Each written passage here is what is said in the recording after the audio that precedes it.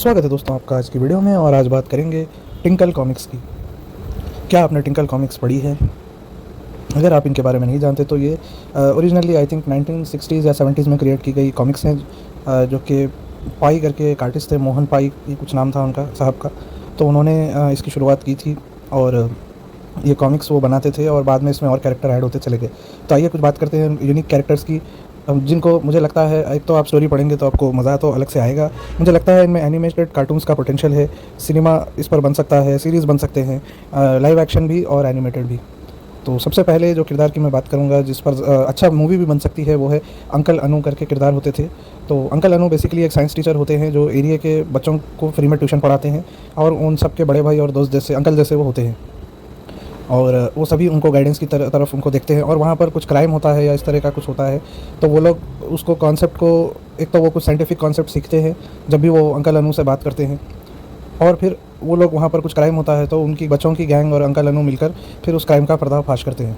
तो मुझे लगता है इसमें बहुत अच्छा पोटेंशियल है एनिमेटेड स्टोरीज़ बनाने का, सीरीज़ बनाने का, या कोई मूवी भी इस पर लाइव एक्शन मूवी भी बन सकती है।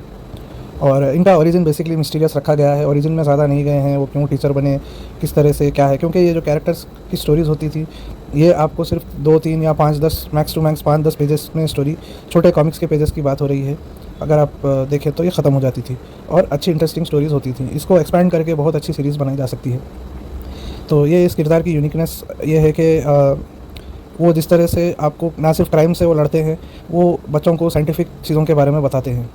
इस तरह का किरदार आप सत्यजीत राय साहब की फ़िल्मों में भी देख सकते हैं, जिनका नाम होता है फेलू दा करके। दा माने बड़ा भाई, फेलू दादा यानी फेलू बड़े भाई, फेलू उनका नाम होता है कैरेक्टर का। और नेक्स्ट कैरेक्टर होते हैं शिकारी शंभू। ये एक हंटर होते हैं और बेसिकली उस ज़माने में ये कैरेक्टर बहुत पॉपुलर था, 90s late I think 2000s में भी बहुत पॉपुलर था। लेकिन जैसे जैसे वाइल्ड लाइफ कंजर्वेशन वगैरह बढ़ता जा रहा है और जिस तरह से अवेयरनेस आ रही है तो इस किरदार के ऊपर शायद उतना अब ये पॉपुलर नहीं रहा, लेकिन एक ज़माने में लोगों को बहुत पसंद था। तो बेसिकली शिकारी शंभू कोई ख़तरनाक आदमी नहीं होते, लेकिन उनकी रेपुटेशन ऐसी होती है, लोग समझते हैं वो बहुत ख़तरनाक है और किसी को भी कुछ भी कर सकते हैं। लेकिन शिकारी शंभू जो होते हैं बेसिकली एक नॉर्मल से आदमी होते हैं जो अपने शिकारी का टाइटल उनको मिल जाता है क्योंकि वो गलती से जानवरों को पकड़ लेते हैं, जानबूझ के नहीं, कुछ ना कुछ सिचुएशनल ह्यूमर ऐसा होता है। इस पर भी एक सीरीज़ बनाई जा सकती है और वो हमेशा उनको कैप्चर करते हैं, मारते नहीं हैं। तो हमेशा इस तरह से कुछ होता है, कोई ज़ू से जानवर भाग जाते हैं या कोई वाइल्ड एनिमल्स आकर जंगल में गाँव में आकर तहलका मचा देते हैं, जिसके चलते फिर शिकारी शंभू को वहाँ के लोग रिक्वेस्ट करते हैं कि वो वहाँ आए। और शिकारी शंभू बिल्कुल एक बुद्धू आदमी की तरह होते हैं, वो अपनी वाइफ़ के साथ वहाँ ट्रैवल करते हैं और अक्सर वो अपनी वाइफ़ से डरकर कहीं पर, अगर उनकी वाइफ़ उनसे कुछ करने को कहे तो वो डरकर उनकी वाइफ़ से डरकर घर से बाहर निकलते हैं और फिर कुछ ना कुछ ऐसा सिचुएशनल ह्यूमर हो जाता है कि वो उन जानवरों को पकड़ लेते हैं। तो आई थिंक इस पर बहुत एक फ़नी मूवी भी बन सकती है। और एस वेंचुरा करके एक हॉलीवुड मूवी है, अगर आपने देखी है तो इसी टाइप की वो मूवी है एस वेंचुरा में, मगर एक्चुअल स्किल्स होती हैं डिटेक्टिव की और वो जानवरों को एक्चुअली ढूंढ कर निकालते हैं। लेकिन शिकारी शंभू में ऐसा नहीं होता है। तो एक अलग कॉमेडी है, इसकी सिचुएशनल ह्यूमर है।